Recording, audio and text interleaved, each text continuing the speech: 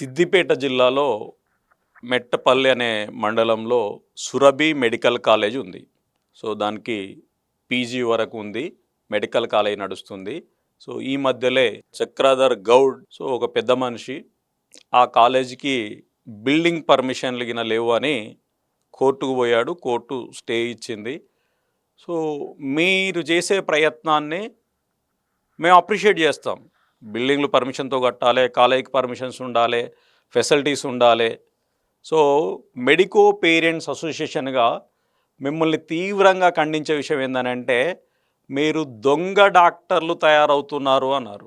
సురభికి దాదాపుగా 10 ఏళ్ల నుంచి నోటీసులు ఇస్తున్నారు. అధికారులు పైసలు వసూలు చేసుకుంటున్నారు, దొంగ డాక్టర్లను తయారు చేస్తున్నారు.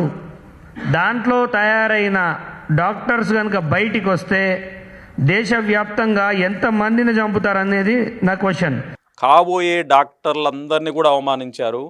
సో ఇప్పుడు 50,000 మంది డాక్టర్లు కాబోతున్నారు తెలంగాణలో. వాళ్ళ పేరెంట్స్ 1,00,000 మంది ఉన్నాం.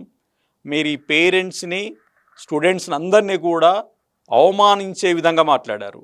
మీరు చేసే ఉద్యమానికి మేము ఎట్టి పరిస్థితుల్లో వ్యతిరేకం కాదు. మీరు కాలేజ్ మొత్తం సీజ్ చేపియండి. గతంలో కాలేజ్ సీజ్ అయితే ఏందో మీకు తెలుసో లేదో వేరే మెడికల్ కాలేజీకి పంపిస్తారు పిల్లల్ని. సో సేమ్ సురభి కాలేజ్ మొత్తం మూతపడితే మాకు అభ్యంతరం లేదు. వాళ్ళందరినీ కూడా వేరే మెడికల్ కాలేజ్ పంపిస్తారు, చదివిపిస్తారు. ఆ కాలేజీ కంటే మంచి కాలేజీలు చాలా ఉన్నాయి, మంచిగా చదువుకుంటారు. కానీ మీరు ఏదైతే మెడికల్ విద్యార్థులను దొంగ డాక్టర్లు అవుతున్నారు, దొంగలు డాక్టర్లు అని ఏదైతే మాట్లాడారో ఆ పదాన్ని మీరు అన్కండిషనల్గా విత్డ్రా చేసుకోవాలి. కాబోయే డాక్టర్లందరికీ కూడా ప్రస్తుతం మెడికో విద్యార్థులుగా ఉన్న ప్రతి స్టూడెంట్ కూడా మీరు క్షమాపణ చెప్పాలని మెడికో పేరెంట్స్ అసోసియేషన్ తరఫున మేము డిమాండ్ చేస్తున్నాం. మేము అతి తొందరలోనే మీరు ఆ పదాన్ని విత్డ్రా చేసుకోకపోతే మీడియా ముఖంగా తప్పకుండా మేము మీతో సారీ చెప్పించాల్సి వస్తుంది బలవంతంగానైనా. సో ఒక 2-3 రోజులు సమయం ఇచ్చి అదే సిద్దిపేటలో మీ మీద కేసు కూడా బుక్ చేయాల్సి వస్తుంది.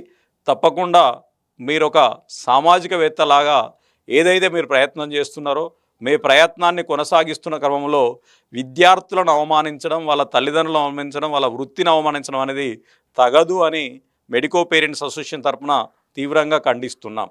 సో తప్పకుండా మీరు అతి త్వరలోనే దీని మీద క్షమాపణలు చెప్తారని చూస్తున్నాం.